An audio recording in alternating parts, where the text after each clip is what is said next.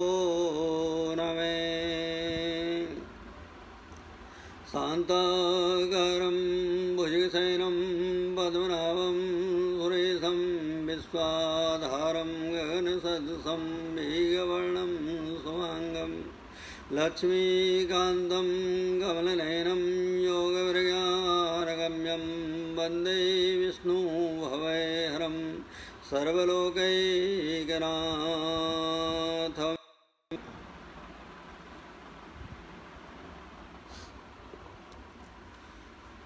जय जय श्री राधारमण, जय जय नवले किशोर, जय जित चोर प्रभु, जय जय माखन चोर।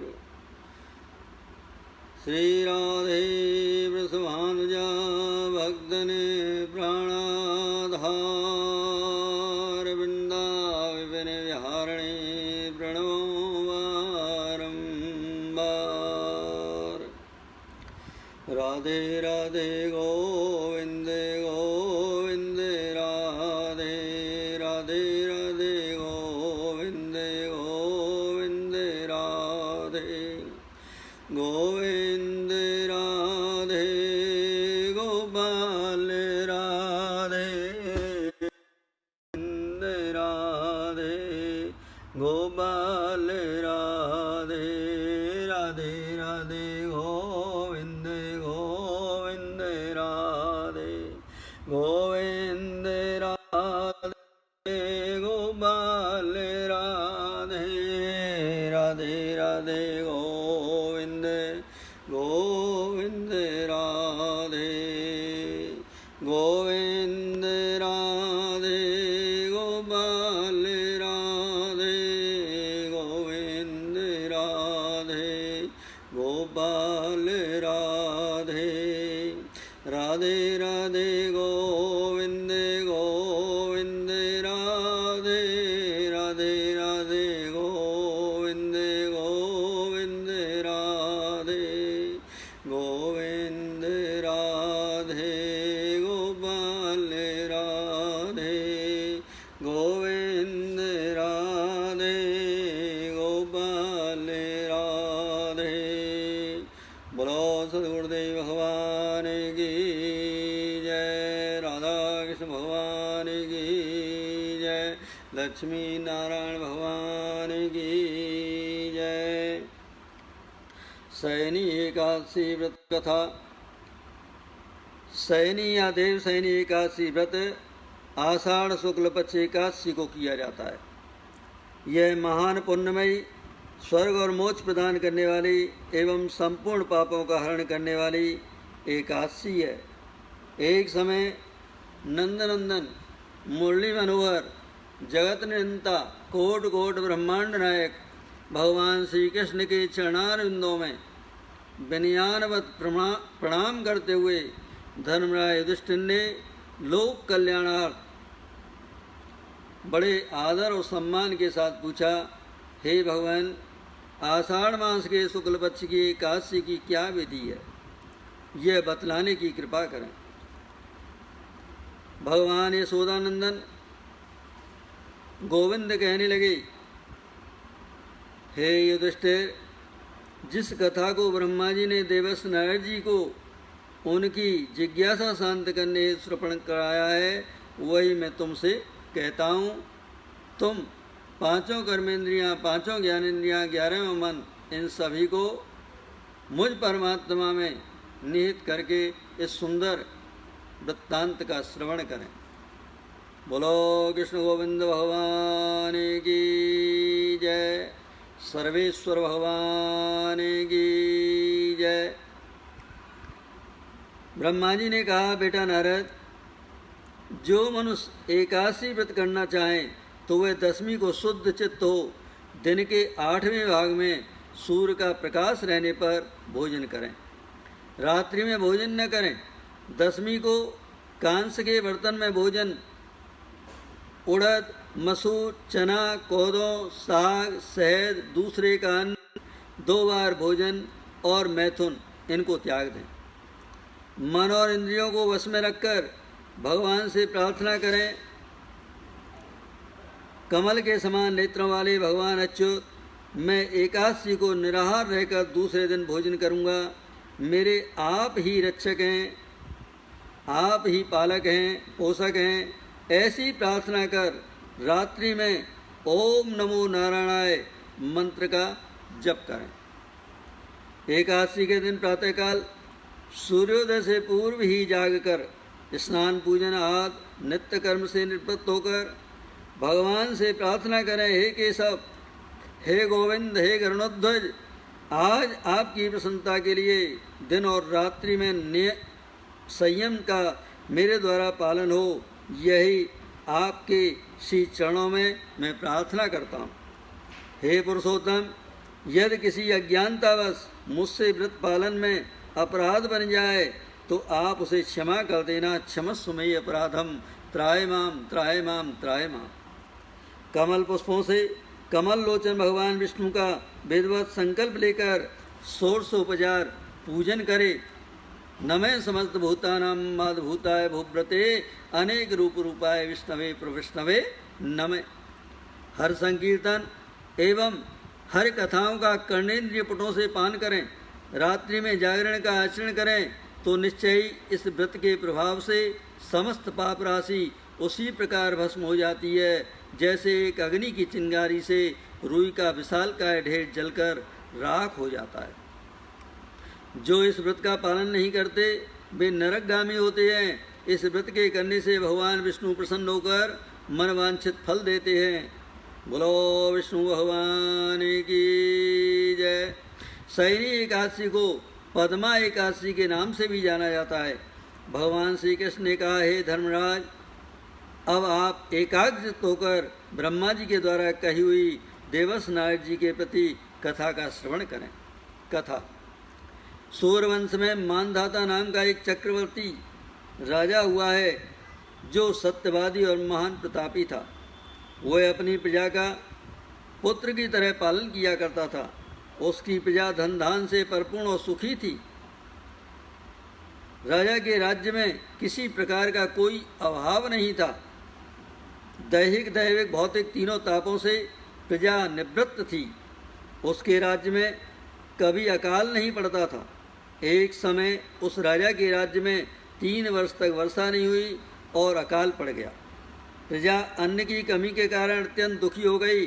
अन्न के न होने से राज्य में यज्ञादि भी बंद हो गए।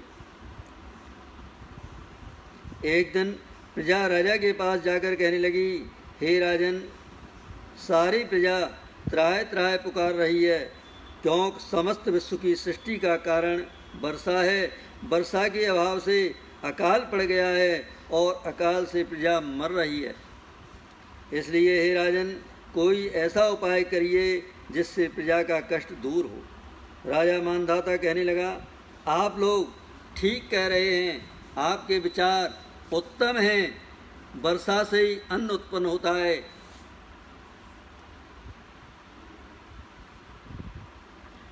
और आप लोग वर्षा न होने से अत्यंत दुखी हो रहे हैं। मैं आप लोगों के कष्ट को समझता हूँ। ऐसा कहकर राजा कुछ सेना लेकर वन की तरफ चल दिया।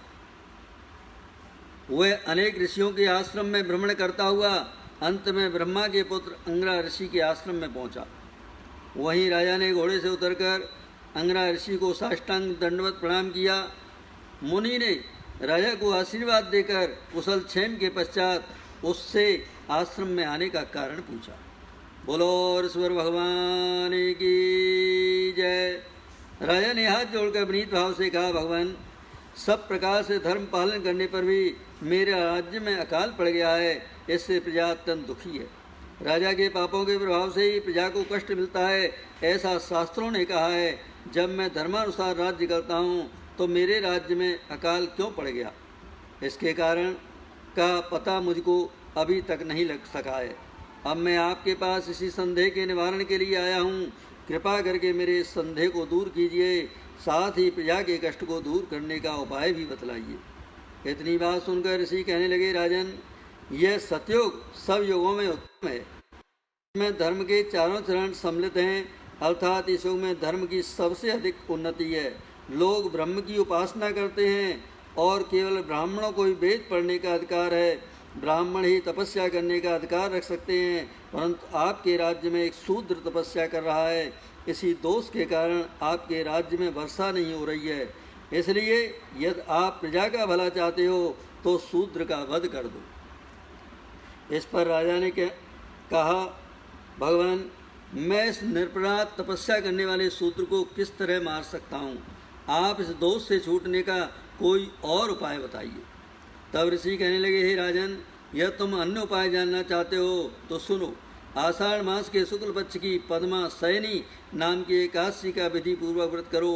व्रत के प्रभाव से तुम्हारे राज्य में वर्षा होगी और प्रजा सुख पाएगी, क्योंकि इस एकादशी का व्रत सब सिद्धियों को देने वाला तथा समस्त उपद्रवों को शांत करने वाला है। इस एकादशी का व्रत तुम प्रजा, सेवक तथा मंत्रियों सहित करो।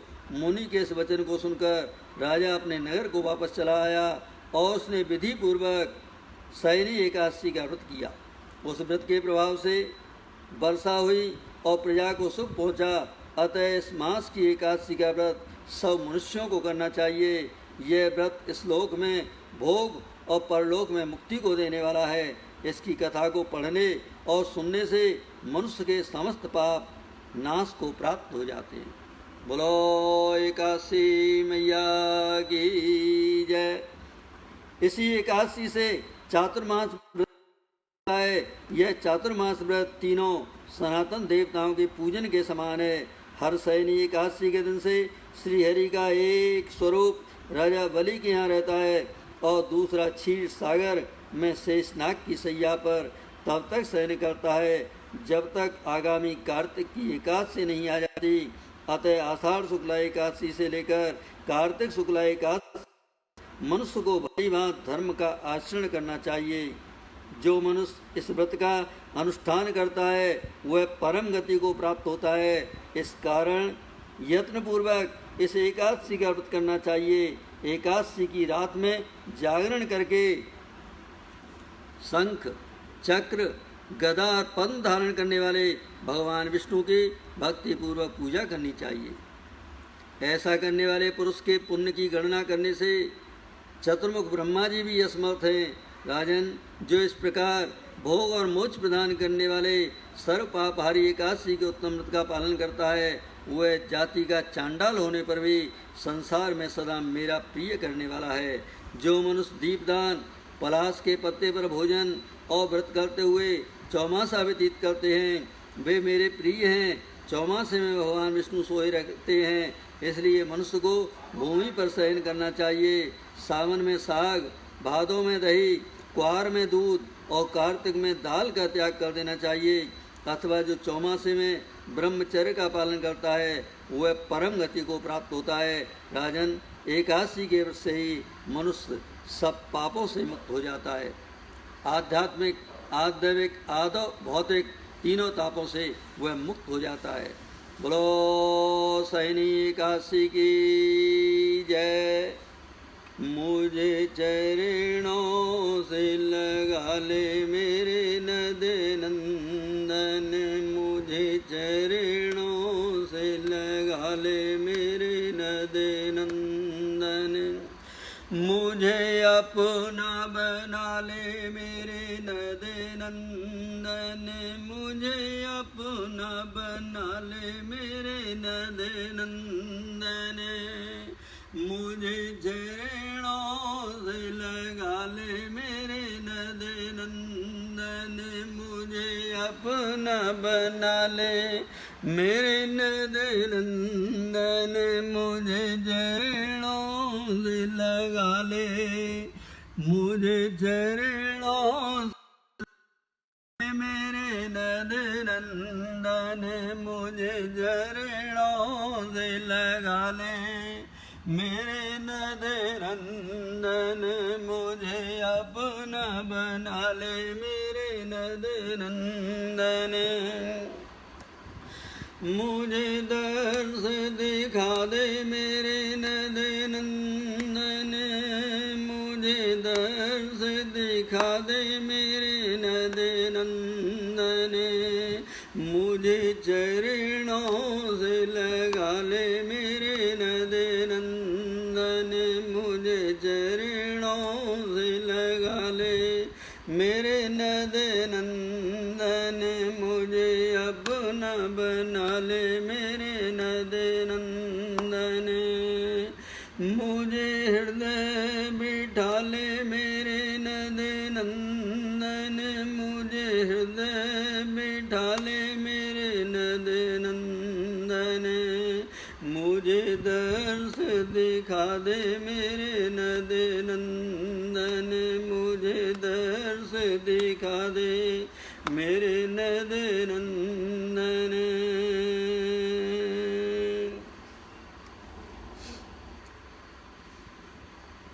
कृष्णाय वासुदेवाय हरे परमात्मने प्रणतक्लेशनाशाय गोविन्दाय नमो नमः। सर्वे भवन्तु सुखिनो सर्वे सन्तु निरामयाः सर्वे भद्राणि पश्यन्तु मा कश्चित् दुःखभाग् भवेत्। बोलो राधा कृष्ण भगवान की जय, लक्ष्मी नारायण भगवान की जय, बांके बिहारी भगवान की जय, गिरिराज महाराज की जय, सांचौली वाली देवी की जय, मुरली मनोहर भगवान की जय, कृष्ण बलदेव भगवान की जय, सद्गुरुदेव भगवान की जय, हरिहर भगवान की जय, उमा महेश्वर भगवान की जय, लक्ष्मीपति भगवान की जय, सच्चे दरबार की जय, संत मंडल की जय हो, भक्त मंडल की जय हो, अपने अपने मान प्रधान की जय हो, पितृदेवतान की जय हो, धर्म की जय हो, अधर्म का नाश हो, प्राणियों में सद्भावना हो, विश्व का कल्याण हो, सनातन धर्म की जय हो, गौ मातान की जय हो, भारत माता की जय हो, सैनी एकादशी की जय हो, देव सैनी एकादशी की जय हो, पद्मा एकादशी की जय हो, संपूर्ण चराचर जगत की जय हो। जय जय श्री राधे श्याम, जय जय सीताराम। हर हर महादेव, हर हर महादेव, हर हर महादेव। ओम पूर्णमदः पूर्णमिदं पूर्णात् पूर्णमुदच्यते पूर्णस्य पूर्णमादाय पूर्णमेवावशिष्यते।